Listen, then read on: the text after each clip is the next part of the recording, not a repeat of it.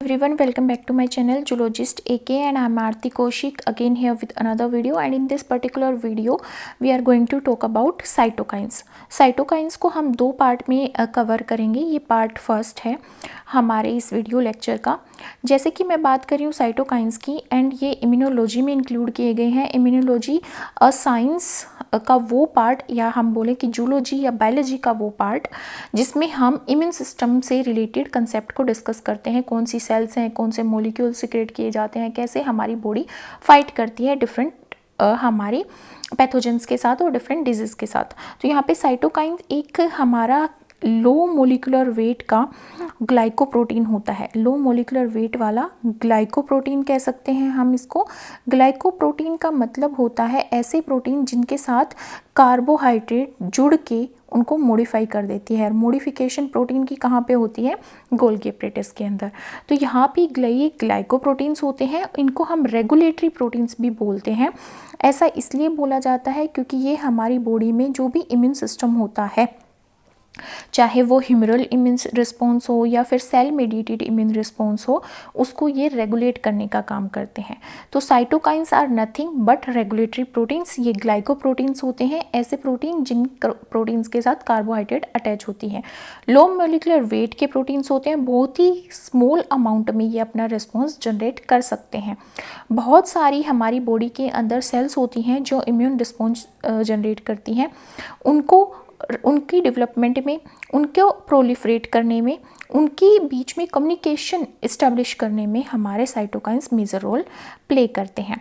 तो इस particular video में हम बात करेंगे कि साइटोकाइंस होते क्या है, classification of the cytokines, cytokines के रिसेप्टर्स कैसे बने होते हैं, क्या बायोलॉजिकल एक्टिविटीज़ होती हैं साइटोकाइंस की, और बायोलॉजिकल प्रोडक्ट क्या ड्राइव करते हैं हम साइटोकाइंस के थ्रू या उनके प्रोडक्ट्स के थ्रू. जो प्रोडक्ट क्या बनेगा जब साइटोकाइन रिसेप्टर से बाइंड हो जाएगा. जैसे ही साइटोकाइन रिसेप्टर से बाइंड होगा, एक सिग्नल ट्रांसडक्शन पाथवे चलेगा, ठीक है, और हमारी सेल के अंदर कुछ जीन एक्टिवेट होंगे. जीन एक्टिवेट होंगे, प्रोटीन जनरेट करेंगे, प्रोटीन जाके एक्सप्रेस होगा जो कि एक प्रोडक्ट फॉर्म होगी. तो ये सब हम इस पर्टिकुलर वीडियो में डिस्कस करने वाले हैं. So stay tuned with me and thank you so much for clicking on my video. तो जैसे कि मैंने बात की, जो इंट्रैक्शन है डिफरेंट सेल्स के बीच में, जैसे हमारी बॉडी के अंदर टी सेल्स होती हैं एंड बी सेल्स होती हैं, एंड बहुत सारी मैक्रोफेजेस होती हैं, डेंड्रिटिक सेल्स होती हैं, नेचुरल किलर सेल्स होती हैं, ठीक है. There are different types of cells जो हमारे इम्यून रिस्पॉन्स को जनरेट करती हैं. इनके बीच में इंट्रैक्शंस इस्टेब्लिश करने का काम करते हैं साइटोकाइंस, ठीक है. ये क्या होते हैं? लो मोलिकुलर वेट के रेगुलेटरी प्रोटीन्स होते हैं, या फिर हम इनको ग्लाइकोप्रोटीन्स बोल सकते हैं, जो वाइट ब्लड सेल्स के थ्रू सिक्रेट किए जाते हैं. यहाँ पे वाइट ब्लड सेल्स में एक क्लास आती है लिम्फोसाइट्स की, और लिम्फोसाइट्स का फर्दर डिवीजन हम जब करते हैं तो उसमें टी लिम्फोसाइट्स और बी लिम्फोसाइट्स आते हैं. तो हम कह सकते हैं कि जो टी सेल्स हैं, बी सेल्स हैं, वो क्या हैं? वाइट ब्लड सेल्स हैं. तो ये जो हमारे साइटोकाइंस है किसके थ्रू सिक्रेट किए जाते हैं? मेनली ये तीन टाइप की सेल्स के थ्रू सिक्रेट किए जाते हैं. That is T cells, natural killer cells, dendritic cells, sorry natural killer cells नहीं, मैक्रोफेजेस. तो मेनली प्रिंसिपली मैंने बात की है. वैसे तो ये बहुत सारी टाइप की सेल्स के थ्रू सिक्रेट किए जाते हैं और टारगेट भी ये बहुत टाइप की सेल्स को करते हैं, बट मेनली अगर मैं बात करूँ तो T lymphocytes, dendritic cells and macrophages इनको लार्ज अमाउंट में सिक्रेट करती हैं. और जो भी सेल इनको सिक्रेट करती है वो डिफरेंट टाइप के स्टिमुलाई के अगेंस्ट रिस्पॉन्स जनरेट करती हैं. स्टिमुलस क्या होता है? कोई भी इन्वायरमेंटल चेंज. अब हमारी बॉडी के अंदर क्या इन्वायरमेंटल चेंज होगा? कोई भी पैथोजन हमारी बॉडी में एंटर करेगा, कोई भी एंटीजन एंटर करेगा, ठीक है, कोई भी बैक्टीरिया, वायरस, कोई भी प्रोटीन, कोई भी टॉक्सिन, ठीक है, कोई भी पॉइजन हमारे इम्यून सिस्टम को जब अफेक्ट करेगा एज ए स्टिमुलस, तब हमारी बॉडी में ये WBC एक्टिवेट होंगी और साइटोकाइंस को रिलीज करेंगी, ठीक है. तो साइटोकाइंस हैं, अगर वो हमारी लिम्फोसाइट्स के थ्रू, अगर वो लिम्फोसाइट्स क्या हैं? लिम्फोसाइट्स वाइट ब्लड सेल्स का एक टाइप है जिसमें क्या होते हैं? ग्रेन्यूल्स होते हैं. मतलब जो न्यूक्लियस है वो ग्रेन्यूल्स की फॉर्म में मिलता है. मतलब उसमें ग्रेन्यूल्स होंगे और वो अलग अलग स्टेन के थ्रू, कभी बेसिक डाई के थ्रू, कभी एसिडिक डाई के थ्रू स्टेन होगा, ठीक है। तो वाइट ब्लड सेल्स का एक टाइप है लिम्फोसाइट। लिम्फोसाइट के थ्रू अगर साइटोकाइन सिक्रेट हो रहे हैं तो उनको नाम दिया जाता है लिम्फोकाइंस। अगर वो मोनोसाइट्स या फिर मैक्रोफेजेस, दोनों ही क्या है हमारी बॉडी में, फैगोसाइटिक सेल्स हैं। फैगोसाइटिक सेल्स वो होती हैं जो किसी भी डैमेज सेल्स को, इन्फेक्टेड सेल्स को या किसी भी पैथोजन को इनगल्फ कर लेती हैं, मतलब सेल ईटिंग का काम करती हैं। तो मोनोसाइट एंड मैक्रोफेज जब सिक्रेट कर रही हैं साइटोकाइंस को तो उनको मोनोकाइंस बोला जाता है।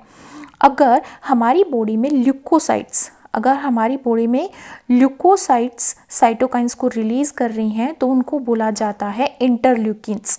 क्या बोला जाता है उनको? इंटरल्यूकिन्स बोला जाता है। एंड इंटरल्यूकिन्स का नंबर, इंटरल्यूकिन 1 IL से हम इनको डिनोट करते हैं, IL से इनको डिनोट करते हैं इंटरल्यूकिन, और इनको नंबर देते हैं 1 से 29 तक। इंटरल्यूकिन 1, 2, 3, 4, 5, 6, 7, 8 सो ऑन टिल 29, ये इंटरल्यूकिन्स होते हैं। फिर एक और कॉमन नेम या क्लास होती है हमारी साइटोकाइंस की, जिसको हम क्या बोलते हैं? कीमोकाइंस। केमोकाइंस इसलिए बोला जाता है क्योंकि इनका इफेक्ट क्या होता है? केमोटैक्सिक इफेक्ट होता है, मतलब ये केमिकल्स के अगेंस्ट इफेक्ट शो करते हैं, इसलिए इनको नाम दिया जाता है केमोकाइंस। कुछ कॉमन नेम भी देते हैं हम साइटोकाइंस को, जैसे कि ट्यूमर नेक्रोसिस फैक्टर, T से ट्यूमर, N से नेक्रोसिस और F से फैक्टर। अब इनको भी आगे फर्दर क्लासेस होती हैं, tumour necrosis factor, alpha, gamma, beta, ठीक है। They are different classes of these tumour necrosis factor. ये क्या है? साइटोकाइंस हैं, ठीक है। फिर हम इनको एक और नाम देते हैं जो है इंटरफेरोन्स। इंटरफेरोन्स वो साइटोकाइंस होते हैं जो वायरल इन्फेक्शन के अगेंस्ट रिस्पॉन्स जनरेट करते हैं। तो हमने यहाँ पे पढ़ा कि साइटोकाइंस कुछ नहीं है, ये वो केमिकल्स हैं या फिर हम बोले ऐसे ग्लाइकोप्रोटीन्स हैं जो लो मोलिकुलर वेट की हैं, जो white blood cells, mainly 3 type की सेल्स, मैक्रोफेजेस और डेंड्रिटिक सेल्स एंड हमारी टी लिम्फोसाइट्स के थ्रू सिक्रेट किए जाते हैं। इनको हम इनके सिक्रेशन के बेसिस पे डिफरेंट नाम देते हैं। जैसे ल्यूकोसाइट्स अगर हमारी सिक्रेट कर रही है तो उसको इंटरल्यूकिन बोल देंगे, अगर लिम्फोसाइट सिक्रेट करे तो लिम्फोकाइंस, मोनोसाइट या मैक्रोफेज करे तो मोनोकाइंस, अगर ये कीमोटैक्सिस इफेक्ट शो करते हैं, अगेंस्ट केमिकल शो करते हैं तो हम इनको केमोकाइंस बोल देंगे। और कुछ कॉमन नेम है इनके, tumour necrosis factor and interferons. Interferons हमारे जनरेट होते हैं जब भी कोई वायरल इन्फेक्शन होता है, ठीक है। तो जो हमारा साइटोकाइंस हैं वो रेगुलेटरी प्रोटीन, मैंने जैसे बोला, ऐसा क्यों बोला जाता है? क्योंकि ये रेगुलेट करते हैं इंटेंसिटी को भी और ड्यूरेशन को भी, कि कितना इंटेंसीफाई हमारा इम्यून रिस्पॉन्स होगा किसी भी पर्टिकुलर पैथोजन या डिजीज़ के अगेंस्ट, ठीक है, या ड्यूरेशन क्या होगी, ठीक है, वो ये डिफाइन करते हैं। कौन डिफाइन करते हैं? साइटोकाइंस। ये हमारी अलग अलग सेल्स का एक्टिवेशन करवाते हैं, उनको एक्टिवेट करवाते हैं, उनको प्रोलिफरेट करवाते हैं। प्रोलिफरेशन का मतलब होता है जब भी इन्फेक्शन होता है तो सेल डिवाइड करने लग जाती हैं, अपनी अमाउंट बढ़ाने लग जाती हैं। तो सेल डिवीजन हो रहा मतलब सेल प्रोलिफरेट हो रही है। और कभी कभी ये सेल को इनहिबिट करते हैं, ठीक है। अलग अलग सेल के फंक्शन को डिफ्रेंशिएट करते हैं, किसको सेल को इनगल्फ करना, मतलब किसको फैगोसाइटिक एक्टिविटी शो करनी है, किसको सिग्नलिंग का काम करना है, किसको यहाँ पे एंटीबॉडीज़ को रिलीज़ करना है, वो सब ये यहाँ पे डिफ्रेंशिएट करवाते हैं। कौन? Cytokines. Cytokines antigen non specific manner में एक्ट करते हैं। मैंने एक वर्ड बोला है यहाँ पे, मैंने यहाँ पे बोला है कि वो एंटीजन नॉन स्पेसिफिक वे में रिस्पॉन्स जनरेट करते हैं। एंटीजन नॉन स्पेसिफिक वे का मतलब ये है कि चाहे हमारी बॉडी में वायरल इन्फेक्शन है, चाहे हमारी बॉडी में बैक्टीरियल इन्फेक्शन है, चाहे हमारी बॉडी में फंगल इन्फेक्शन है, या फिर कोई टॉक्सिक है, टॉक्सिन हमारी बॉडी में, कोई पॉइजन एंटर कर गया या किसी केमिकल के थ्रू कोई रिएक्शन हुई है, कोई भी चीज़ हमारी बॉडी में फॉरेन बॉडी कोई भी एंटर करके गई है और उसकी वजह से हमारे इम्यून सिस्टम अफेक्ट हुआ है, तो उसके अगेंस्ट साइटोकाइन क्या करेगा? अपना रिस्पॉन्स जनरेट करेगा। ऐसा नहीं है कि ये सिर्फ वायरस के अगेंस्ट कर रहा है या फिर बैक्टीरिया के अगेंस्ट कर रहा है, इसीलिए इसका रिस्पॉन्स हमेशा एंटीजन नॉन स्पेसिफिक रिस्पॉन्स होता है। अब हम बात करते हैं प्रॉपर्टीज़ की, प्रॉपर्टीज़ ऑफ साइटोकाइंस। जो साइटोकाइंस हैं वो इंड्यूस करते हैं जो भी हमारा स्टिमुलस होता है। स्टिमुलस क्या होगा? कोई भी चेंज, हमारे बॉडी के इन्वायरमेंट में केमिकली फिजियोलॉजिकली जो भी चेंज होगा वो एक्ट करेगा एज ए स्टिमुलस। ठीक है, वो क्या करेगा, साइटोकाइन प्रोड्यूसिंग सेल्स के ऊपर जाके अटैक करेगा। अब साइटोकाइन प्रोड्यूसिंग जो सेल्स हैं उसके अंदर साइटोकाइन जीन्स एक्टिवेट हो जाते हैं। ठीक है, वो एक्टिवेट हो जाते हैं, वो साइटोकाइंस को रिलीज करती हैं और जो साइटोकाइंस जो रिलीज किए गए हैं वो पिकोमोलर कंसंट्रेशन में अपना इफेक्ट शो करते हैं, मतलब कि बहुत कम अमाउंट में वो अपना रिस्पॉन्स जनरेट करते हैं और वो टारगेट सेल के ऊपर जाके एक पर्टिकुलर रिसेप्टर से बाइंड हो जाते हैं और वहाँ पे सिग्नल ट्रांसडक्शन पाथवे के थ्रू पर्टिकुलर जीन को एक्टिवेट करते हैं और वो पर्टिकुलर जीन एक पर्टिकुलर प्रोटीन जनरेट करेगा और वो पर्टिकुलर प्रोटीन एक अपना अलग से रिस्पॉन्स जनरेट करेगा जो कि एक बायोलॉजिकल इफेक्ट होगा। ठीक है, तो ये इसका तरीका होता है कि कैसे ये रिस्पॉन्स जनरेट करता है, कैसे ये फंक्शन परफॉर्म करता है हमारी बॉडी के अंदर। अब जो साइटोकाइंस होते हैं वो बायोलॉजिकल इफेक्ट पिकोमोलर कंसंट्रेशन पे शो करते हैं। जो एक्शन होता है साइटोकाइंस का वो डिफरेंट मैनर में होता है, वो ऑटोक्राइन मैनर में भी हो सकता है, वो पैराक्राइन में भी हो सकता है, वो एंडोक्राइन में भी हो सकता है। इनका मतलब क्या होता है, देखो ओटो मतलब सेल्फ, ओटो का मतलब क्या होता है, सेल्फ। अगर कोई सेल साइटोकाइन रिलीज कर रही है, ठीक है, और वो साइटोकाइन उसी के ऊपर आके एक्ट कर रहे हैं, तो वो अपने ही ऊपर उसी का सिक्रेट किया हुआ साइटोकाइन एक्ट हो रहा है, तो ये ऑटोक्राइन एक्शन है। ठीक है, पैराक्राइन का मतलब होता है कि ये एक सेल है, इसने साइटोकाइन रिलीज किया और इसके पास में एक नेबरिंग सेल है, वो नेबरिंग सेल पे जाके साइटोकाइंस बाइंड हो गई और उन्होंने रिस्पॉन्स जनरेट किया कुछ जीन्स को एक्टिवेट करवा के। तो ये नियर बाय सेल पे जब इफेक्ट शो कर रही है तो पैराक्राइन एक्शन है। एंडोक्राइन एक्शन वो है जब ब्लड के थ्रू सर्कुलेट होके, ब्लड वेसल्स के थ्रू पास होके हमारा साइटोकाइन किसी डिफरेंट डिस्टिंक्ट और एक दूर प्रेजेंट है कोई सेल, उस टारगेट सेल के ऊपर जाके उसके रिसेप्टर से बाइंड होके ये अपना कुछ जीन एक्टिवेट कर रहे हैं। तो यहाँ पे डिस्टेंस सेल पे ये एक्शन परफॉर्म कर रहे हैं, इसलिए ये एंडोक्राइन फैशन हो गया।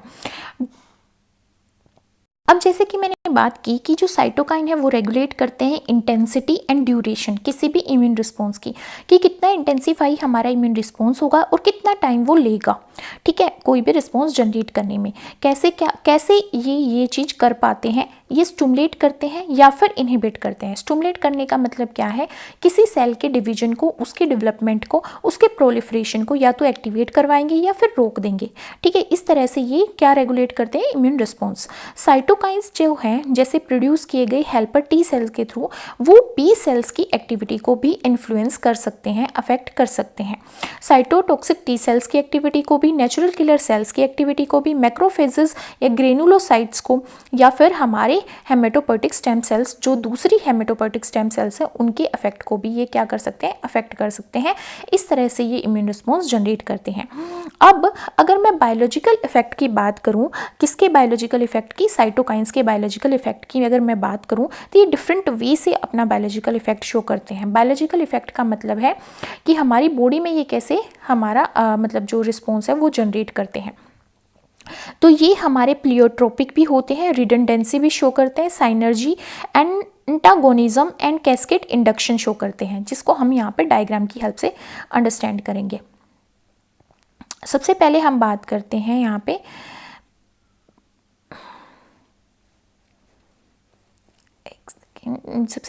बात करते हैं प्लियोट्रोपी की।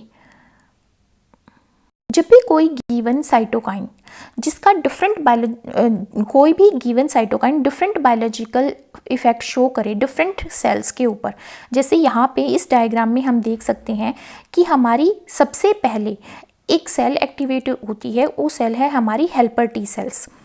यहाँ पे TH लिखा हुआ है, T का मतलब T लिम्फोसाइट्स, H का मतलब हेल्पर। तो ये हेल्पर T लिम्फोसाइट है, ये यहाँ पे एक्टिवेट होती है और ये जनरेट करती है इंटरलूकिन 4। यहाँ पे इंटरलूकिन 4 एक साइटोकाइन है। अब ये साइटोकाइन 3 तरह की सेल्स के ऊपर जाके बाइंड होता है, बी सेल्स के ऊपर या थाइमोसाइट्स के ऊपर और मास्ट सेल के ऊपर। ठीक है, 3 सेल के ऊपर जाके बाइंड होता है और तीनों के ऊपर ये क्या करता है, अपना एक बायोलॉजिकल रिस्पॉन्स जनरेट करता है। तो यहाँ पे ये बी सेल्स को एक्टिवेट करवाता है, उसको डिवीजन के लिए यहाँ पे तैयार करता है, मतलब प्रोलिफरेशन करवाता है, डिफरेंशिएशन करवाता है कि बी सेल यहाँ पे plasma cells and memory cells में डिवाइड हो जाए। प्लाज्मा सेल्स क्या करेंगी, एंटीबॉडी जनरेट करेंगी और मेमोरी सेल्स मेमोरी हेल्ड करेंगी। तो उनके फंक्शन को डिफरेंशिएट करता है। थाइमोसाइट्स में ये प्रोलिफरेशन करवाता है, मतलब सेल का डिवीजन करवाता है, और मास्ट सेल के अंदर भी ये प्रोलिफरेशन करवाता है। तो यहाँ पे हमने देखा कि एक सेल एक्टिवेट होके एक ही इंटरलूकिन 4 को जनरेट कर रही है, जो कि एक साइटोकाइन है। तो यहाँ पे सिंगल साइटोकाइन अलग अलग सेल पे एक्ट करके अलग अलग रिस्पॉन्स जनरेट कर रहा है, इसी को बोलते हैं प्लियोट्रोपी। ठीक है, फिर हमारे पास आती है रिडंडेंसी। रिडंडेंसी में क्या होता है, दो या दो से ज़्यादा साइटोकाइंस होते हैं और वो सिमिलर फंक्शन मेडिएट करते हैं एक पर्टिकुलर सेल पे। जैसे यहाँ पे एक्टिवेटेड टी हेल्पर सेल है, टी से टी लिम्फोसाइट, एच से हमारी हेल्पर सेल्स। तो यहाँ पे टू जो टी हमारी हेल्पर है या टी लिम्फोसाइट्स हैं, वो इंटरलूकिन 2, 4 एंड 5 को जनरेट करती हैं और वो ये सारे के सारे बी सेल या बी लिम्फोसाइट के ऊपर जाके एक्ट करते हैं। ठीक है, और क्या करवाते हैं, बी सेल का प्रोलिफरेशन, मतलब उसका फर्दर डिवीजन करवाते हैं। तो ये रिडंडेंसी हो गई, मतलब बहुत सारे साइटोकाइंस हैं, बहुत सारे साइटोकाइंस यहाँ पे क्या कर रहे हैं, एक ही सेल के ऊपर सेम इफेक्ट जनरेट कर रहे हैं, वो है रिडंडेंसी। उसके बाद आता है हमारे पास यहाँ पे सिनर्जी। सिनर्जी क्या होता है, जब कंबाइंड इफेक्ट दो साइटोकाइंस का, ठीक है, उन सेलुलर दो साइटोकाइंस का कंबाइंड इफेक्ट ज़्यादा हो एडिटिव इफेक्ट से। ठीक है, एडिटिव इफेक्ट से ज़्यादा हो, मतलब एक साइटोकाइन किसी सेल पे जाके एक्ट कर रहा है, दूसरा साइटोकाइन किसी सेल पे एक्ट कर रहा है, उससे ज़्यादा दोनों एक साथ मिलके इफेक्ट जनरेट करें, तो उसको बोलते हैं हम सिनर्जी। जैसे यहाँ पे एग्जांपल देके मैं बताती हूँ, जैसे यहाँ पे इंटरलूकिन 4 है, वो मान लो यहाँ पे हमारा बी सेल के ऊपर जाके एक्टिवेट हो रहा है, एक्टिवेट कर रहा है, उसका एक्टिवेशन, प्रोलिफरेशन, डिफरेंशिएशन। यहाँ पे हमारे पास इंटरलूकिन 5 है, वो बी सेल के ऊपर प्रोलिफरेशन करवा रहा है। ये अगर इन दोनों का मैं मिलाऊं तो इन दोनों की इफेक्ट से ज़्यादा इफेक्ट क्या है, जब इंटरलूकिन 4 एंड इंटरलूकिन 5 दोनों एक साथ मिलके बी सेल पे एक्ट करें, तो ये क्या कर देंगे, दोनों क्लास स्विचिंग कर देंगे इम्यूनोग्लोबिन ई की। ठीक है, तो क्लास स्विचिंग हो रही है यहाँ पे, जो कि एक लार्ज अमाउंट का इम्यून रिस्पॉन्स है। तो अगर मैं इनको अलग अलग मिलाती तो वो इतना रिस्पॉन्स नहीं होता, क्योंकि यहाँ पे भी प्रोलिफरेशन होता है, यहाँ पे भी प्रोलिफरेशन होता है, पर दोनों जब एक साथ मिलके एडिटिव इफेक्ट बी सेल पे जनरेट कर रहे हैं, तो यहाँ पे क्लास स्विचिंग हो रही है। ठीक है, तो इसको बोलते हैं सिनर्जी। नेक्स्ट है एंटागोनिज्म। एंटागोनिज्म का मतलब है यहाँ पे इनहिबिटरी इफेक्ट। एक साइटोकाइन इनहिबिट कर रहा है या ऑफसेट कर रहा है दूसरे साइटोकाइन के इफेक्ट को। जैसे एक्टिवेटेड टी हेल्पर सेल्स है, उसने इंटरलूकिन 4 जनरेट किया, तो हमें पता है 4 क्या करेगा, बी सेल को एक्टिवेट करेगा, प्रोलिफरेट करवाएगा और डिफरेंशिएट करवाएगा। बट अगर यहाँ पे दूसरा साइटोकाइन आ गया, इंटरफेरोन गामा अगर यहाँ पे आ गया, तो वो क्या कर देगा, ब्लॉक कर देगा class switching to immunoglobin E by induced, जो किसके थ्रू इंड्यूस किया गया था यहाँ पे, इंटरलूकिन 4 के थ्रू। तो उसके इफेक्ट को क्या कर रहा है, ये ब्लॉक कर रहा है। ठीक है, अब लास्ट एक जो बायोलॉजिकल इफेक्ट आता है, वो आता है यहाँ पे हमारी का कैस्केड इंडक्शन। ठीक है, क्या आता है, कैस्केड इंडक्शन। कैस्केड इंडक्शन में क्या होता है, जो हमारी एक्टिवेटेड टी हेल्पर सेल्स हैं, वो सबसे पहले इंटरफेरोन गामा को जनरेट करती हैं। अब जो इंटरफेरोन गामा है, उसकी टारगेट सेल क्या होती है, मैक्रोफेज। मैक्रोफेज की एक्टिविटी होती है फेगोसाइटिक एक्टिविटी, मतलब सेल ईटिंग की है एक्टिविटी। ये किसी भी डैमेज सेल्स को, कोई भी इन्फेक्टेड सेल है, एक्स्ट्रा सेल है, डैमेज सेल है, ओल्ड सेल है, उसको इनगल्फ करता है। तो ये मैक्रोफेज के ऊपर जाके बाइंड होगा। मैक्रोफेज इंटरलूकिन 12 सिक्रेट करेगी। इंटरलूकिन 12 क्या करेगा, टी हेल्पर सेल्स को एक्टिवेट करवाएगा और वो फिर further interferon gamma, tumour necrosis factor, interleukin 2 and दूसरे साइटोकाइंस को रिलीज करेंगे। और ये दूसरे साइटोकाइंस अलग अलग सेल के ऊपर जाके अलग अलग तरह से बाइंड करके अलग अलग इफेक्ट शो करेंगे। तो ये है हमारा कैस्केड इंडक्शन। कैस्केड का मतलब होता है एक के बाद दूसरा इवेंट, दूसरे के बाद तीसरा इवेंट, तीसरे के बाद चौथा इवेंट। तो एक के बाद एक हो रहे हैं बायोलॉजिकल इफेक्ट जनरेट, तो उसको कैस्केड इंडक्शन बोला जाता था। तो ये हमने बात की बायोलॉजिकल एक्टिविटीज़ के बारे में, कि बायोलॉजिकल एक्टिविटी कैसे जनरेट करता है साइटोकाइंस। हमारे पास यहाँ पे एक अलाइजा है। अलाइजा क्या करता है, अलाइजा जो है उसकी अगर मैं फुल फॉर्म की बात करूँ तो अलाइजा है एंजाइम लिंक्ड, ई से एंजाइम, एल से लिंक्ड आइसे इम्यूनो, एस से सोर्बेंट और एस से, इसकी ये फुल फॉर्म है। इसका मतलब क्या है? इसका मतलब है कि ऐसा हम यहाँ पे साइटोकाइन है, साइटोकाइन हमारी एंटीबॉडी से बाइंड होगा और जो हमारा साइटोकाइन है उससे हमें एक एंजाइम बाइंड करेंगे। वो एंजाइम को हम सबस्ट्रेट देंगे। वो सबस्ट्रेट इस तरह का होगा कि जब वो एंजाइम से बाइंड होगा तो कलर जनरेट करेगा, जिसके थ्रू हमें ऑप्टिकल डेंसिटी के थ्रू एक ग्राफ जनरेट कर पाएंगे। ठीक है, तो जो अलाइसा एसे है वो हमें साइटोकाइंस की ह्यूमन ब्लड में लेवल को बताती है, प्रेजेंस को बताती है, उसके रिसेप्टर्स को बताती है कि कौन सी सेल के ऊपर उसके रिसेप्टर्स प्रेजेंट है, उसके फंक्शन को बताती है। तो अगर हमें ह्यूमन बॉडी के अंदर डिटेक्ट करना है level of the cytokines, presence of the cytokines and receptors of the cytokine और the function of the cytokine, तो हम अलाइसा परफॉर्म करेंगे। अब इसके थ्रू समझते हैं कि ये कैसे हम परफॉर्म कर सकते हैं और ये क्या बताती है। यहाँ में हमने एक माइक्रो टाइटर प्लेट ली, उसके ऊपर हमने एक सैंपल लिया जिसमें हमें पता है कि कौन सा साइटोकाइन हम यहाँ पे स्टडी कर रहे हैं, इंटरल्यूकिन 12। ठीक है, डिजायर्ड साइटोकाइन है। और हमने कुछ एक स्पेसिफिक एंटीबॉडी ली जो जाके हमारे किसके साथ बाइंड हो रही है, साइटोकाइन के साथ बाइंड हो रही है। अब ये जो स्पेसिफिक एंटीबॉडी है वो कंजुगेट हो रखी है एक एंजाइम के साथ। ठीक है, वो एंजाइम हमारा हॉर्स रेडिस पेरोक्सीडेज है। ठीक है, अब इसने क्या कर लिया है, एंटीबॉडी को सैंडविच कर लिया है, एंटीबॉडी को या साइटोकाइन को, दोनों को ही। और जैसे हम देख सकते हैं इस तरह से कैप्चर कर लिया है कि वो मूव नहीं कर रहा, वो माइक्रो टाइटर प्लेट पे इमोबाइल हो गया है, मतलब उसकी मूवमेंट खत्म हो गई है।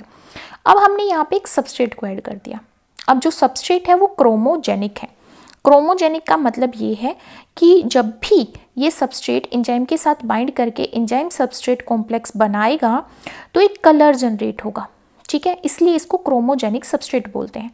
अब जो कलर है, जितना कलर की इंटेंसिटी होगी, जितना डार्क कलर होगा, जितना इंटेंसिफाई कलर होगा, उतना ही वो किसके प्रोपोर्शनल होगा, साइटोकाइन के अगेंस्ट। मतलब उतना ही साइटोकाइन हमारा एंटीबॉडी के साथ, जो हमारी एंटीबॉडी होगी उसके साथ बाइंड होगा। तो एंटीबॉडी से जितना साइटोकाइन बाइंड होगा उतना ही हमारी कलर की इंटेंसिटी होगी।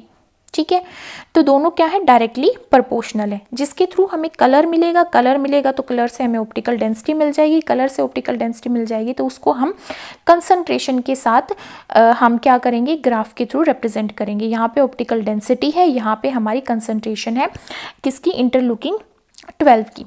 तो ये हमें ये बताता है कि हम पिकोग्राम में भी अगर 1 पिकोग्राम भी अगर हम इंटरल्यूकिन 12 ले रहे हैं तो सफिशिएंट अमाउंट में हमारी बॉडी में एंटीबॉडीज उसके अगेंस्ट रिलीज होती हैं, जिसकी वजह से हम ये जान पाए हैं कि हमारी बॉडी में बहुत कम अमाउंट में भी साइटोकाइन रिलीज हो रहा है तो हमारी बॉडी में इम्यून रिस्पॉन्स जनरेट होगा, एंटीबॉडीज रिलीज होंगी और वो उसको अटैक करेंगी।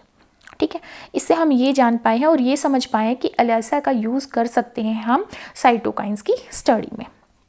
अब नेक्स्ट हम बात करते हैं यहाँ पे 4 फैमिलीज़ के बारे में, जो जिससे 4 फैमिलीज़ वो फैमिलीज़ जिससे साइटोकाइन बिलोंग करते हैं।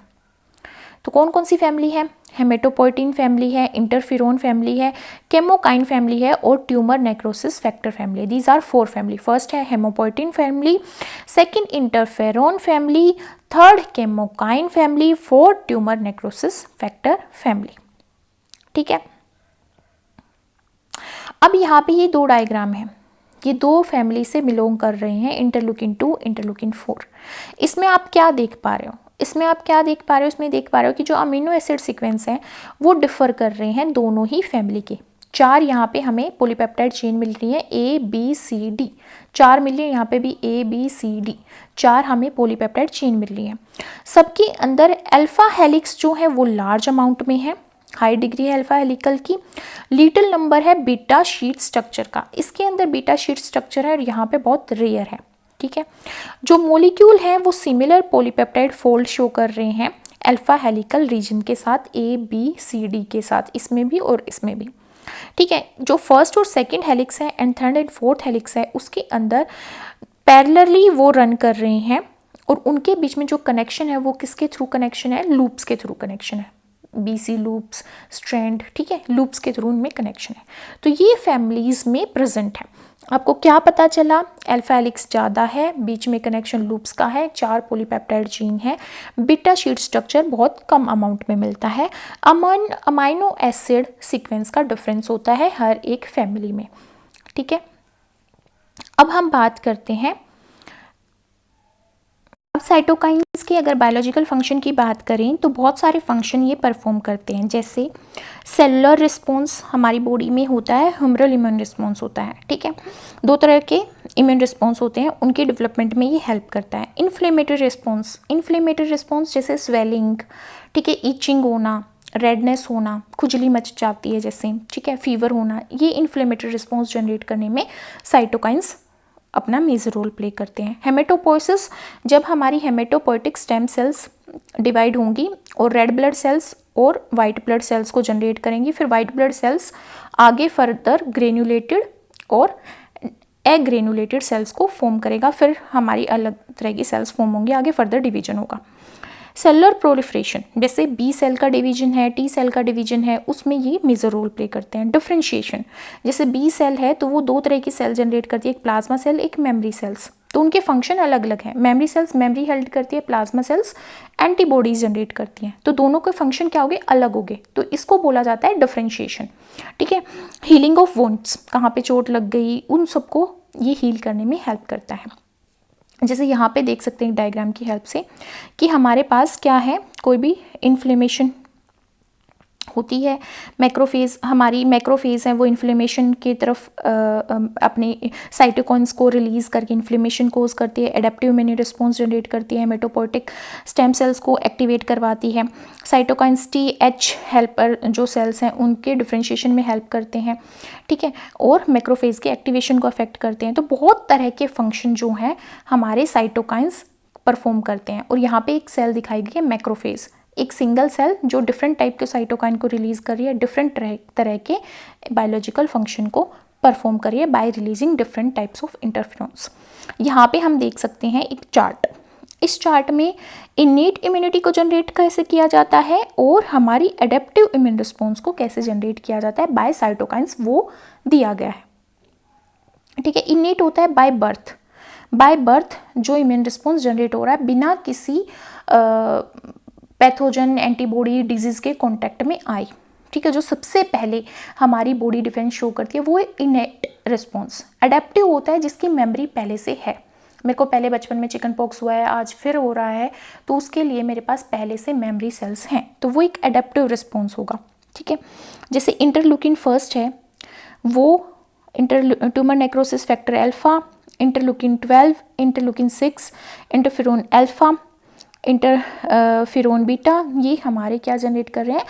Innate immune response. मोनोसाइट पे, मैक्रोफेज पे, एंडोथेलियल सेल्स मैक्रोफेज पे, इन सब पे एक्ट करके डिफरेंट रिस्पॉन्स जनरेट कर रहे हैं, ठीक है।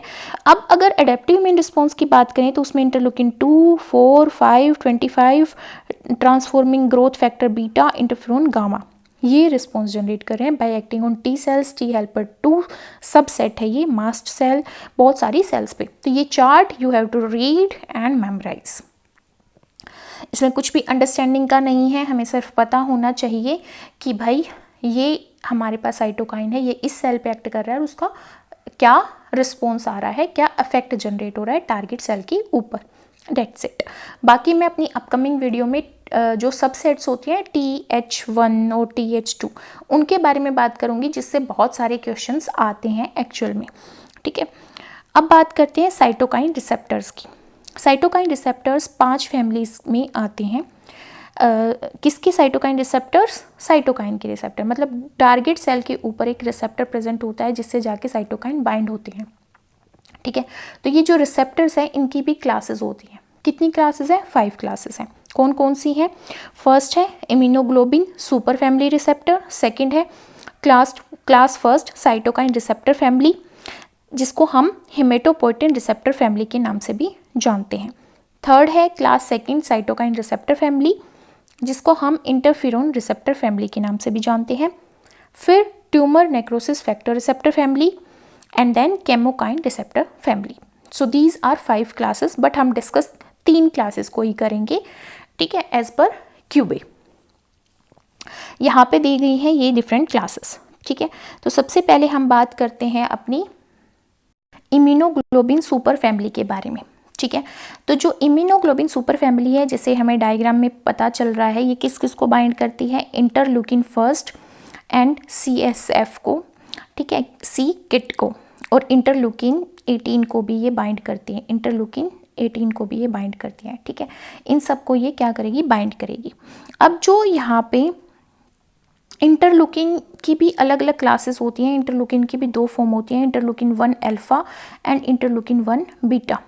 अब इंटरल्यूकिन जो है 1R जो है 1R, ठीक है, वो एक्सप्रेस होता है बहुत सारी सेल्स के ऊपर, और 1R टाइप 2 जो एक्सप्रेस होता है वो B सेल के ऊपर एक्सप्रेस होता है, ठीक है। अब जो इस इंटरल्यूकिन फर्स्ट है, ये करता क्या है, ये इन्फ्लेमेटरी रिस्पॉन्स जनरेट करता है, जैसे स्वेलिंग, रेडनेस, ईचिंग, ये सब। अब यहाँ पे रिसेप्टर देखें तो हमें दिख रहा है यहाँ पे डाइसल्फाइड बॉन्ड प्रेजेंट है, मतलब सिस्टीन अमाइनो एसिड यहाँ पे प्रेजेंट है रिसेप्टर के ऊपर, तो ये डिफरेंस है। सेकेंड बात करते हैं क्लास फर्स्ट साइटोकाइन रिसेप्टर की, जिसको हेमेटोपोइटिन रिसेप्टर भी बोलते हैं। इसमें क्या है, इसमें कंजर्व्ड सीक्वेंस है, डायग्राम में हमें दिख ही रहा है कंजर्व्ड सीक्वेंस प्रेजेंट है, ठीक है।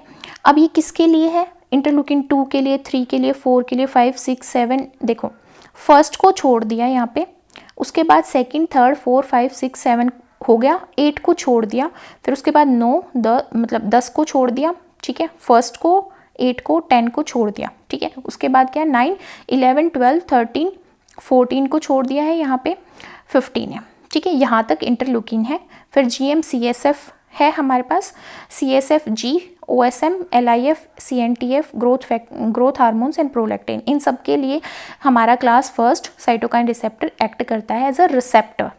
अब इसकी अगर हम बात करें कि भाई ये कैसे डिफरेंट है दूसरे रिसेप्टर से, तो इसके अंदर क्या होते हैं, कंजर्व्ड अमाइनो एसिड सीक्वेंस होते हैं, और वो सीक्वेंस मोटिव होते हैं एक्स्ट्रा सेलुलर डोमेन में। एक्स्ट्रा सेलुलर डोमेन मतलब सेल की मेम्ब्रेन के बाहर, ठीक है। ये कंजर्व्ड सिस्टीन रेजिड्यू कंसिस्ट करता है CCCC की फॉर्म में, CCCC की फॉर्म में, मतलब 4 सिस्टीन रेजिड्यू यहाँ पे प्रेजेंट होते हैं। एंड एक कंजर्व्ड सीक्वेंस होता है इसमें, जो WS से यहाँ पे डिनोट किया गया है। अब ये WS क्या है, ये WS है ट्रिप्टोफैन और सीरीन, ट्रिप्टोफैन यहाँ पे ट्रिप्टोफैन एंड सीरीन। तो यहाँ पे क्या है, WS का मतलब ट्रिप्टोफैन सीरीन, X क्या है, अननोन अमाइनो एसिड, ये अननोन अमाइनो एसिड है, ये नॉन कंजर्व्ड है, ये कंजर्व्ड नहीं है, ये फिक्स नहीं है, ये नॉन कंजर्व्ड अमाइनो एसिड है। फिर WS आ गया, फिर W का मतलब ट्रिप्टोफैन, S का मतलब सीरीन। तो यहाँ पे क्या है, 4 सिस्टीन रेजिड्यू कंजर्व्ड है, फिर WS है, ट्रिप्टोफैन, सीरीन, फिर X अननोन कंजर्व्ड है, अननोन है, फिर W हमारा ट्रिप्टोफैन है, फिर S हमारा क्या है, सीरीन है। तो ये कंजर्व्ड अमाइनो एसिड सीक्वेंस है। अब क्लास सेकेंड की बात करें तो इसमें इंटरफेरोन अल्फा, बीटा, गामा और इंटरल्यूकिन 10, 19, 20, 22, 24, 26, 28 एंड 29, ये सारे इसके ऊपर आके बाइंड करेंगे, ठीक है। इसमें भी CCCC है, मतलब 4 सिस्टीन रेजिड्यू यहाँ पे भी प्रेजेंट है एज ए कंजर्व्ड मोटिव, ठीक है। बस यहाँ पे डिफरेंस किसका है, यहाँ पे क्या नहीं प्रेजेंट, WS ये नहीं प्रेजेंट, यहाँ पे ये वाला सीक्वेंस अब्सेंट है क्लास सेकंड के अंदर। बाकी कंजर्व्ड सिस्टीन 4 जो रेजिड्यू मोटिव हैं ये यहाँ पे भी है और ऊपर भी है, ठीक है। जो इंगेजमेंट है क्लास फर्स्ट और क्लास सेकंड साइटोकाइन रिसेप्टर की, ये टायरोसिन फॉस्फोरिलेशन को इंड्यूस करती है। टायरोसिन का फॉस्फोरिलेशन करवाते हैं ये रिसेप्टर्स, जिसके बाद प्रोटीन टायरोसिन काइनेज की एक्टिविटी इंड्यूस हो जाती है और सेल के अंदर एक सिग्नलिंग पाथवे चल जाता है। फिर ये जेट एंड स्टेट पाथवे को एक्टिवेट करते हैं, जैक एंड स्टेट को। जैक और स्टेट एक्टिवेट होने के बाद वो हमारे डिफरेंट जीन को एक्टिवेट करवाता है और जीन हमारे डिफरेंट प्रोटीन को रिलीज करवाती है। अब यहाँ पे हमारे पास ट्यूमर नेक्रोसिस फैक्टर रिसेप्टर की बात करें तो देखो इसमें 1, 2, 3, 4, 5, 6, 7, 8, 9, 10, 11, 12 सिस्टीन रेजिड्यू हैं, बट अलग अलग हैं, ठीक है। और ये किसके लिए, tumour necrosis factor alpha, beta, CD40, nerve growth factor and FAS के लिए है, ये रिसेप्टर का काम करते हैं। इनको हम लार्जली नहीं स्टडी करते, हम 3 ही जो रिसेप्टर्स हैं उनको स्टडी करते हैं। वन हमारा आ गया केमोकाइन रिसेप्टर्स। इसमें देख रखे हैं हमने अल्फा हेलिक्स हैं जो हमारी प्लाज्मा मेम्ब्रेन में भी प्रेजेंट है और एक्स्ट्रा सेलुलर डोमेन में भी प्रेजेंट है। इसमें इंटरलूकिन 8, रेंटेस, MIP1, PF4, MCAF, NAP2 ये जाके इस रिसेप्टर से बाइंड होते हैं और अपना रिस्पॉन्स जनरेट करते हैं। और ये जी प्रोटीन रिसेप्टर्स हैं जो आगे कैस्केड इवेंट को शो करते हैं और हमारे अपने रिस्पॉन्स को जनरेट करते हैं। पर हम 3 क्लासेस को मेनली स्टडी करते हैं और जितने भी डायग्राम आप यहाँ पे देख सकते हो ये सब क्लासेस हैं हमारे क्लास फर्स्ट और क्लास सेकंड रिसेप्टर्स की, जिसको हम इतने डिटेल में स्टडी नहीं करेंगे।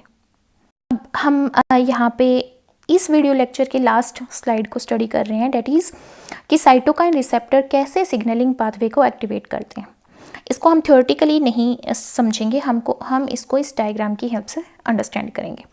ठीक है, जो क्लास फर्स्ट और जो सेकंड साइटोकाइन रिसेप्टर्स होते हैं उनके अंदर सिग्नलिंग मोटिव नहीं होते। मतलब जैसे मैं बात करूं, इंट्रिंसिक टायरोसिन काइनेज डोमेन जो है वो इनके अंदर नहीं पाया जाता। फिर भी कुछ ऐसे एग्जाम्पल मिले हैं जिसमें इन्होंने आगे चल के सिग्नलिंग पाथवे को एक्टिवेट किया है। ठीक है, तो क्या होता है, जनरली साइटोकाइन बाइंड हो जाता है एक रिसेप्टर के साथ बाइंड हो गया, वो यहाँ पे टायरोसिन फोस्फोरिलेशन इफेक्ट को जनरेट करता है। टायरोसिन फोस्फोरिलेशन, इसका मतलब क्या है कि हमारा यहाँ पे टायरोसिन का फोस्फोरिलेशन होगा, उस पर जाके फोस्फेट बाइंड हो जाएगी। ठीक है, जैसे ही साइटोकाइन यहाँ पे अपने रिसेप्टर से जाके बाइंड होगा, टायरोसिन फोस्फोरिलेशन हो जाएगी। इसका एग्जाम्पल यहाँ पे दिया गया है कि जब इंटरफेरोन गामा बाइंड करता है रिसेप्टर से, तो वो कब बाइंड करता है, वो बाइंड करता है जब उसको एंटीवायरल एक्टिविटी शो करनी है, वायरस के अगेंस्ट एक्टिविटी शो करनी है। ठीक है, या उसको मोनोन्यूक्लियर फेगोसाइट को एक्टिवेट करना है, बी सेल को की स्विचिंग करनी है टू इम्यूनोग्लोबिन जी क्लासेस के साथ, या हेल्पर टी सेल्स के जो डेवलपमेंट है उसको इनहिबिट करना है। तो ट्यूमर नेक्रोसिस फैक्टर जो अल्फा है वो कब जनरेट होता है, ये एक साइटोकाइन है, ये कब जनरेट होगा, जब इसको मोनोन्यूक्लियर फेगोसाइट जो हैं उनको रेगुलेट करना होगा, जो बी सेल्स हैं उनकी स्विचिंग करनी होगी इम्यूनोग्लोबिन जी के साथ। ठीक है, डेवलपमेंट जो है हेल्पर टी सेल्स का जो सबसेट है उसकी डेवलपमेंट को इनहिबिट करना होगा तब, या फिर जब इसको एंटीवायरल एक्टिविटी शो करनी होगी तब इंटरफेरोन गामा रिलीज होगा। अब ये इंटरफेरोन गामा जब किसी रिसेप्टर से बाइंड होगा तब की हम बात कर रहे हैं।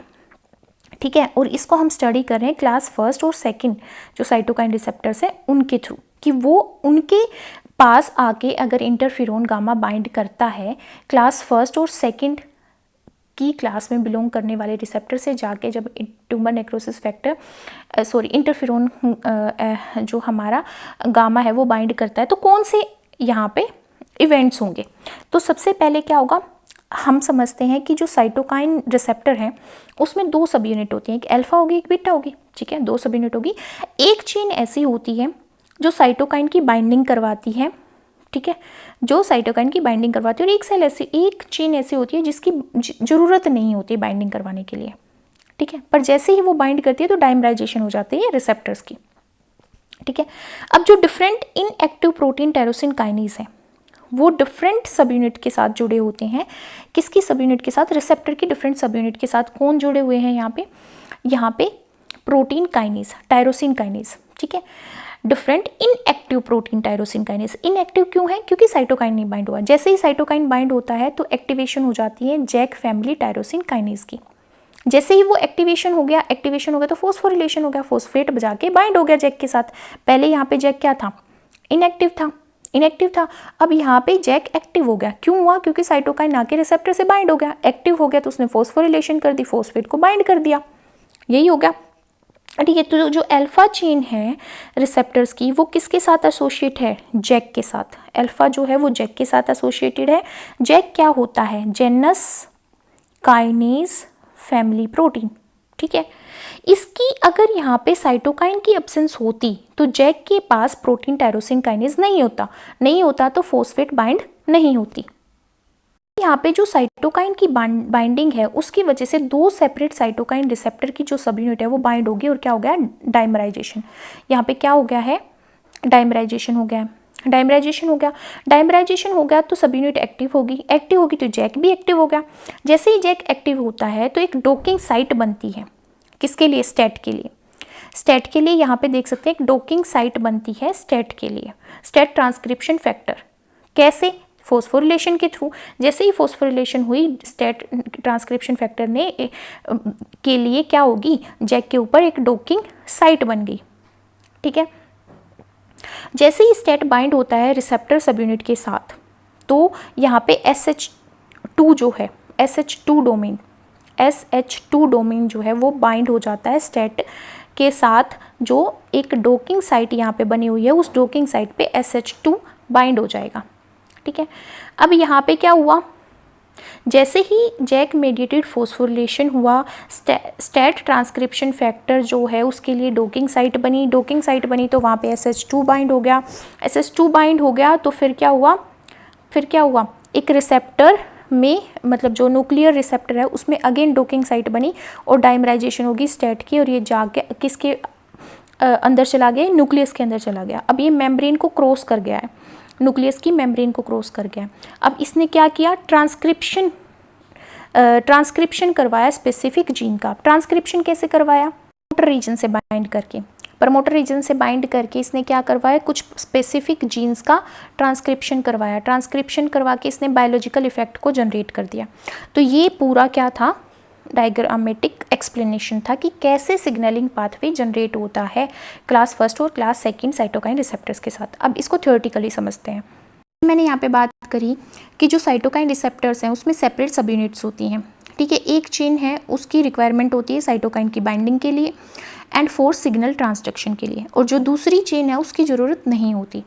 Different inactive protein tyrosine kinase जो है वो एसोसिएट होते हैं डिफरेंट सब यूनिट के साथ। जैसे हम यहाँ पे देख सकते हैं, यहाँ पे ये इनएक्टिव फॉर्म में है, ठीक है, ये इनएक्टिव फॉर्म में है, ये एसोसिएट होते हैं। बट जैसे ही यहाँ पे क्या होगा, बाइंडिंग होगी साइटोकाइंस की, तो ये अपने आप ही क्या हो जाएंगे, एक्टिवेट हो जाएंगे। साइटोकाइन की बाइंडिंग क्या इंड्यूस करती है, एसोसिएशन, दो सेपरेट साइटोकाइन रिसेप्टर सब यूनिट की, जिसकी वजह से यहाँ पे क्या होगी, डाइमराइजेशन हो गई, ठीक है, डाइमराइजेशन होगी रिसेप्टर्स की एंड एक्टिवेशन हो गया रिसेप्टर एसोसिएटेड जैक का। यहाँ पे क्या हो गया, जैक एक्टिवेट हो गया, जिसकी वजह से टायरोसिन काइनेज फॉस्फोरिलेशन हो गया रिसेप्टर्स का, फॉस्फेट आके बाइंड हो गई, एक्टिवेशन हो गया। जो एबिलिटी है इंटरफेरोन गामा की जो बाइंड करती है क्लास सेकंड साइटोकाइन रिसेप्टर के साथ, ठीक है, वो किसके थ्रू लाई गई है, इसकी एबिलिटी लाइगेंड बाइंडिंग के थ्रू। लाइगेंड क्या है, साइटोकाइन। जैसे साइटोकाइन रिसेप्टर से बाइंड हुआ तो ये एक्टिवेट हो गया pathway, signal transduction pathway activate हो गया। और ये किसके थ्रू पता चला, एक्सरे क्रिस्टलोग्राफी की ग्राफिक स्टडीज़ के थ्रू हमें पता चला कि ऐसा होता है एक्चुअल में। अब जो एक्टिवेटेड जैक हैं उन्होंने डॉकिंग साइट क्रिएट करी स्टेट के लिए, जैसे हम यहाँ पे देख सकते हैं, यहाँ पे डॉकिंग साइट क्रिएट हुई किसके लिए, स्टेट के लिए, ठीक है। डॉकिंग साइट क्रिएट हो गई किसके through, phosphorylation of specific tyrosine residue on cytokine receptor सब यूनिट। एक बार जो रिसेप्टर एसोसिएट जैक है वो एक्टिवेट हो जाता है तो वो फॉस्फोरिलेट कर देते हैं। फॉस्फोरिलेट करने का मतलब है फॉस्फेट को बाउंड कर देते हैं, किसके साथ, टायरोसिन के साथ। और टायरोसिन कहाँ है, सब यूनिट पे अटैच है, ठीक है। तो जो मेंबर है फैमिली के ट्रांसक्रिप्शन फैक्टर के, जिसको हम स्टेट बोलते हैं, स्टेट मतलब signal transducer and activators of transcription, वो बाइंड करते हैं इन फॉस्फोरिलेटेड टायरोसिन रेजिड्यूज के साथ। अब यहाँ पे क्या हो गया, स्टेट बाइंड हो गया, स्टेट जाके फॉस्फोरिलेटेड साइट पे बाइंड हो गया, ठीक है, बाइंड हो गया स्टेट। इसका रोल किस में होता है, सिग्नलिंग पाथवे में होता है। अब स्टेट की बाइंडिंग से किसके ऊपर बाइंडिंग करी उसने, रिसेप्टर सब यूनिट पे, उसकी बाइंडिंग से एक और डोमेन SH2 डोमेन स्टेट के डॉकिंग साइट पे आके बाइंड हो जाता है, ठीक है, बाइंड हो गया। After undergoing JAK mediated phosphorylation STAT transcription factor अब ट्रांसलोकेट कर जाता है, अपनी लोकेशन चेंज कर देता है। रिसेप्टर डॉकिंग साइट से वो कहाँ पे चला गया, न्यूक्लियस की मेम्ब्रेन पे चला गया, ठीक है। उसने अपनी क्या कर दी, यहाँ पे जैक काइनेज ने जब फॉस्फोरिलेशन करी तो स्टेट के ऊपर डॉकिंग साइट हुई SH2 के लिए, SH2 भी डॉकिंग साइट पे बाइंड हो गया, तो इसने ट्रांसलोकेशन कर ली, सब यूनिट से हट के ये कहाँ पे चला गया, न्यूक्लियस की मेम्ब्रेन पे चला गया, ठीक है। जहाँ पे ये क्या इनिशिएट करते हैं, ट्रांसक्रिप्शन किसी स्पेसिफिक जीन का। While docked to receptor subunit STAT undergo JAK catalyse phosphorylation of की टायरोसिन। इसके थ्रू स्टेट डिसोशिएट हो गया रिसेप्टर की सब यूनिट से और ट्रांसलोकेट हो गया न्यूक्लियस में, और उसने जीन का एक्सप्रेशन करवाया, और जीन का एक्सप्रेशन करवा के उसने क्या करा, कैसे करवाया, प्रमोटर साइट पे जाके बाइंड हो गया, जिससे रेगुलेटरी प्रोटीन एक्टिवेट हुए, जिसकी वजह से पॉलीमरेज जाके बाइंड हो जाता है जीन का, mRNA रिलीज़ करता है, mRNA से फिर प्रोटीन बनता है, प्रोटीन से फिर वो प्रोटीन एक्सप्रेस हो जाता है। इस तरह से एक रिस्पॉन्स जनरेट हो जाता है।